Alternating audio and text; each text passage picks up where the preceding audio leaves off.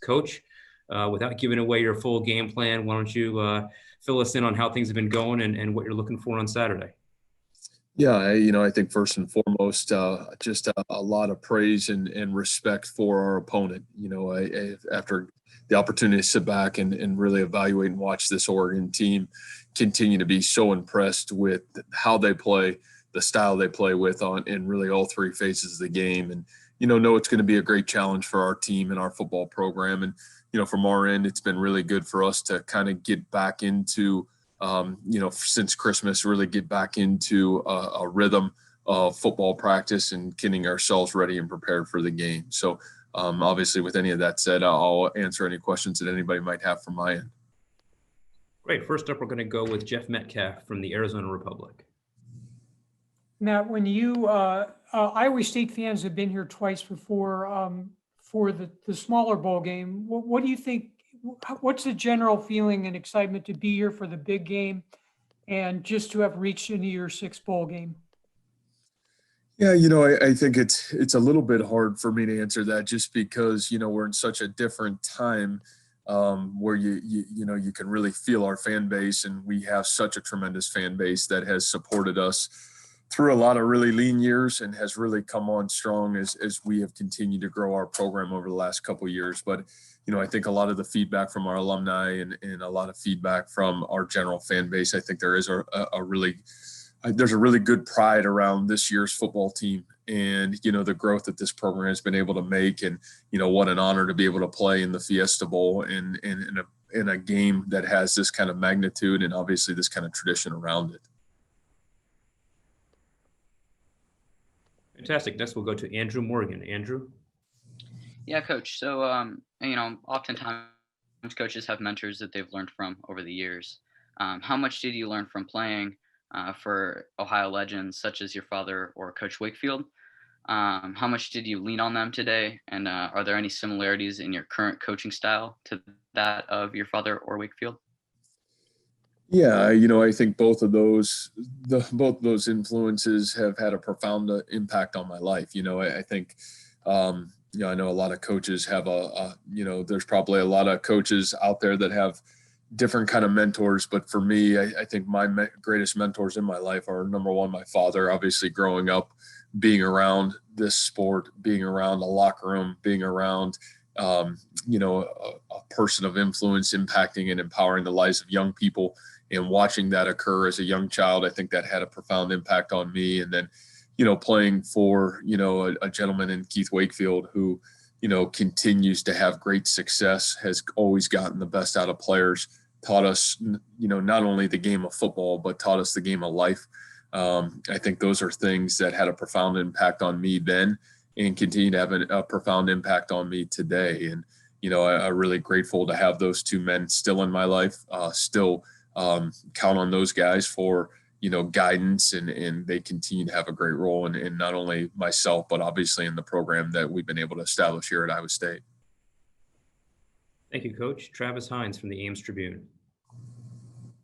Hey, Matt, I was just curious. I think a lot of people look at bowl games one of two ways, either as a coda to the end of a season or the springboard to the next. And I was curious what your thoughts on that were, both generally, I guess, and specific to your guys' situation this year. Yeah, I think from my end, it's always been a little bit of both. I think the uniqueness of this year with, almost kind of feeling in the rhythm of our season with having, 2 weeks to prepare, which is, not so different than the way we played a lot of our football season this year.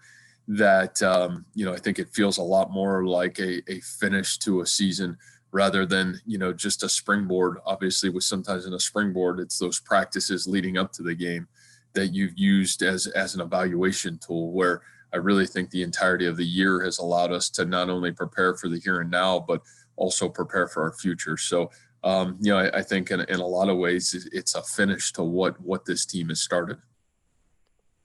Adam Rettenberg from ESPN. Hey, man, I'm just out writing about the number of quarterbacks from the state of Arizona. Obviously, 2 in this game, the 2 starters, and there's just Spencer Rattler. There's a bunch around the country. I'm just wondering why you think we've seen this rise in the last few years from a state that, has good football, but isn't producing like a Florida or a Texas or a California, Ohio overall. Yeah, Adam, what a great, obviously a great research topic, to be honest, because it's really come to fruition here over the last couple of years. I think when I think about Brock's experiences, that's the guy that I can probably comment on the best. You're talking about a young man who, you look at his father's background, in the world of Major League Baseball, settled in the state of Arizona for, life after baseball. And then, you talk about Brock's training. I think you get to travel, you train year round. You're outside, you get to throw, you get to do those things with the weather there. I just think there's a lot of huge positive to that. And obviously the high school football in the state of Arizona, I just think even during my time here at Iowa State, the growth of so many programs down there has seemed to explode. And I think you're seeing just a continued rise in the level of high school football, not just at the quarterback position in the state of Arizona. And it's been really impressive to recruit and obviously be a part of the recruiting process in that state. Thank you. We'll go to Jose Romero from the Arizona Republic. Hey, Matt. What was the sign, I guess, or what told you that you had something special in Breece Hall and the kind of numbers that he's put up? I guess what was that moment that shined a light on you that said this is a guy that can be really successful in our program?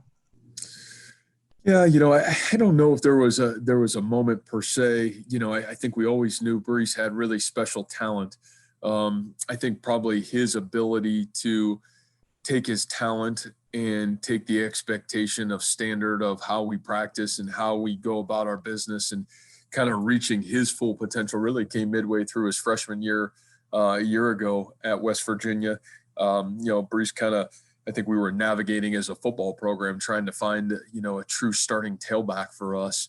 And, it was probably the midpoint of the season a year ago at West, playing in a away game at West Virginia, where Breece really, I felt like, took reins of not only, that running back position, but also, kind of the standard of expectation that we have for all of our positions and how you practice, how you prepare, and being a young guy to be able to do that so early in his career, that's a tribute to him. But, I thought he really put it all together by the midway point of his freshman year. And I think a lot of his production has shown since then. Randy Peterson, Des Moines Register. Morning, Matt. Excuse me. Other than Jaquan Bailey, a wonderful storyline for your team has been the offensive line. For years, it's always been at Iowa State. Iowa State will go as far as the offensive line takes it. Well, I don't hear that this year. I don't hear criticism of the offensive line. Can you tell me about the evolution of that line and what's made that line now that it's no longer the Achilles heel of the team?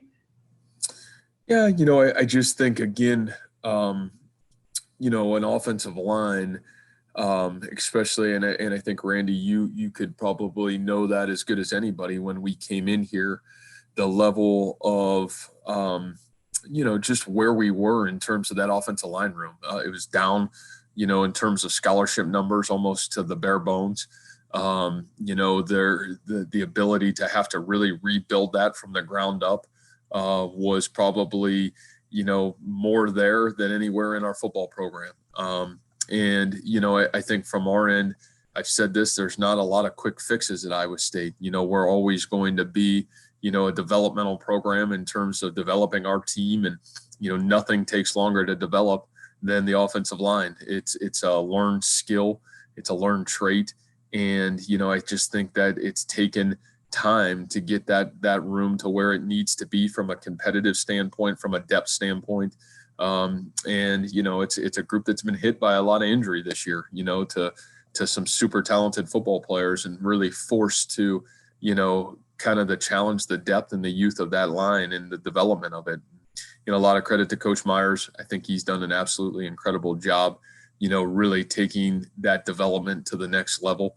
And, both from a recruiting standpoint and really from a physical developmental standpoint. So, I think it's a group that still isn't a finished product, still has ability to continue to grow. And that part's really exciting, but I think has made big steps from where it was obviously 4 years ago and really where it was even a year ago. James Krupia from the Oregonian.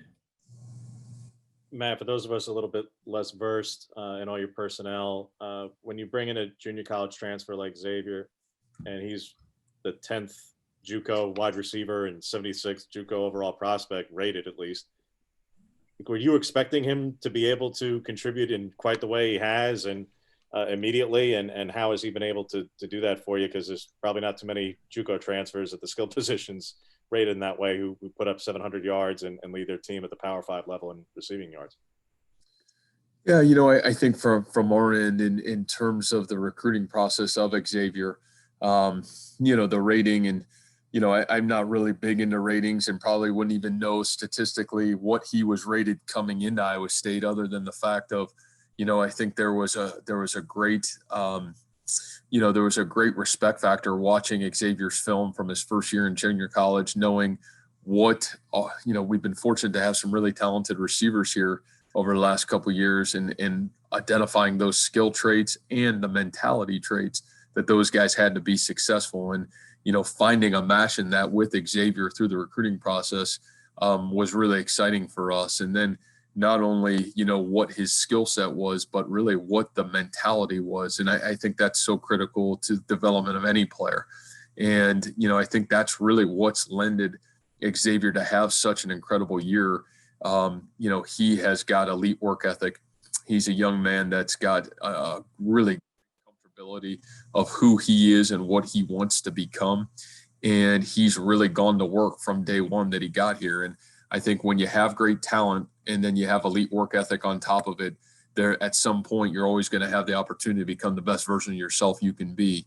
And, I really think Xavier has been a prime example of that in our football program. You've just seen him get better and better and better as our season's gone on. And a lot of that's the credit of the work and the commitment that he made in the off season and really through quarantine. And a lot of credit to him because a lot of that work was done on his own. John Schaefer from WOI. Matt, can you talk about the standard that your tight end group has now set at Iowa State, and then more specifically what your relationship with Charlie Kohler is like? He loves to have some fun in press conferences talking about you a little bit, but what's that relationship like? Yeah, I think first the standard piece of it, I really agree. I really appreciate what this group has done for the expectation of the tight end position here at Iowa State now. The group, you take talent out of it and you talk about the time put in, the work ethic, the commitment to the craft. Tight end's another position. If 1A is developmental in terms of offensive line, 1B would be the tight end position. What you ask a tight end to do in terms of blocking and receiving and understanding defensive football, it takes a lot of work to be really good at the tight end position. And to have what these three guys have done, what we ask these guys to do in terms of the multiplicity of scheme and where we put them on the football field, these guys have really raised the level of excellence across the board. And, so much of that excellence has been due to what they've done when nobody's watching, their time, their effort, their preparation to become their best. That's where those guys have really stood out. And, they've been fortunate to get the results of what their hard work has given them the ability to do. And then from a Charlie standpoint, I think for me, I've got so much pride in what Charlie is outside of football. I've got a great relationship. I think there's a great trust factor between both of us and each other. What my sincere appreciation for Charlie is he's a young man that he knows how to stand on his own 2 feet. He's a young man that's highly intelligent. He's a young man that not just defined by football. And I really appreciate that about him. I appreciate who he is as a human being, what he does for his family and his commitment to excellence outside of football. And I think all those things have allowed us to develop just a tremendous relationship amongst each other. And, one of the great prides that I have is who Charlie has become and really what he stands for. Thanks, Coach. Nick King from Arizona's Family, Channel 3, Channel 5. Hey, Matt. This might seem pretty obvious considering that I don't think you guys even are able to get into town until Thursday, but what's different about being in a bowl game this year? Does it feel like bowl week? And from your guys' end, was there any discussion or consideration about whether or not to play in a bowl game this year? Yeah, I think the bowl process is obviously unique, and I think in a lot of ways unique just how the whole season's been set up. And so, I would say, I don't know if it feels any different or not different, but it is different, and I think the positive about it is there's probably a lot of real positives. There's not a 4-week break between your last game and a bowl game. And I think there's probably a lot of positivity to that, and maybe something hopefully our profession can look into. I think the second piece of it, part of the question that you asked is, from our end in our program. And that's one of the things I've really enjoyed coaching this team. This team's never flinched with the circumstances that we couldn't control. Obviously COVID and what some of the challenges that it has brought to the entirety of the season. And, our kids love to play football.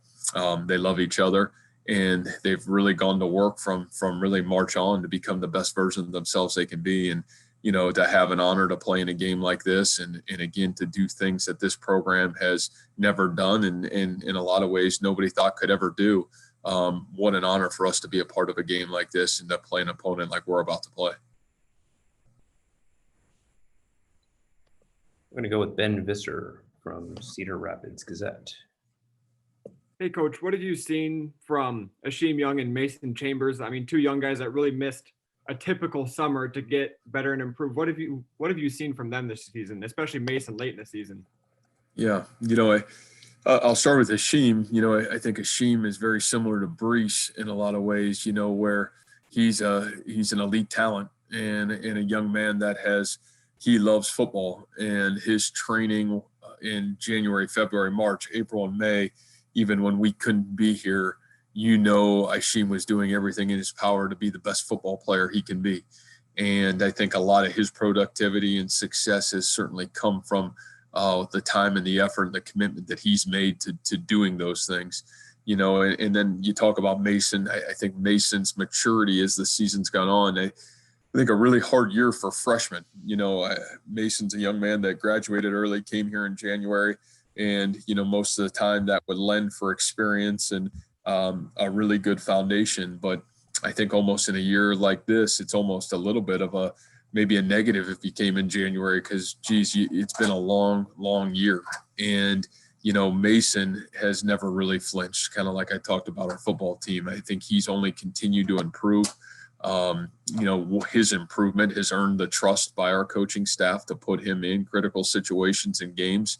And we've been really pleasantly surprised by what he's been able to do, in some of our biggest moments, a couple plays against Texas, certainly a couple plays last week. He's had the ability to stand up and make some plays, and it continues to earn trust amongst our coaching staff. And I'm really excited about what his future looks like as well. Zachary Martin, Iowa State Daily. Hey, Coach, 2 questions for you. 1, what's the status of Trevor and Dylan heading for Saturday? And 2, when it was announced you guys were going to be playing Fiesta Bowl, how excited were you that Brock gets to come home and play in his home state? For, who knows if this is going to be his last game at Iowa State or not? Yeah, Brock has another year though, Zach. But so let's talk about the first question that you talked about. And, I think the first thing that I would say from our end about the game is, I think a really good situation for our football team in general. I definitely think about Brock, and Brock's been such a key component to why our football team and program even had an opportunity to have success year in and year out. Since the first day that he stepped into the position of quarterback to play for this team, he's given Iowa State every opportunity to have success on the football field. And, for him to be able to go back to his home state where he had tremendous success, I think that's really awesome. Kobe Hathcock's a young freshman that's had great success for us as well. And, exciting for him to go back and be able to be a part of this game. So, I think in general, there's just a general excitement and appreciation that we've been able to put ourselves in position to play in a game of this magnitude.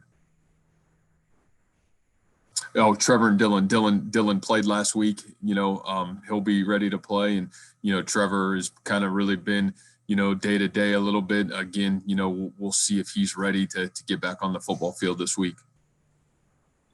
All right, Travis, I'm going to let you do a quick follow-up here. Just a couple extra housekeeping things. Just what, if you could give us any insight on Latrell's decision and how that guy affects you guys, and what Remsburg's status for Saturday is. Yeah, Latrell obviously, is, a great young man, made a decision for the betterment of himself. And, we support all of our football players that do, make decisions for the best interest of themselves. And then number two, obviously Jake got dinged up in the early part of that game. Again, he's done a really good job here the last couple of weeks. We'll kind of see where he's at by Saturday. Jordan Ham, Sports 360 Arizona. Hi, Coach. I want to go back to Brock's recruitment. That was the first class that you had an early signing day. And we saw in Arizona how much that impacted his recruitment.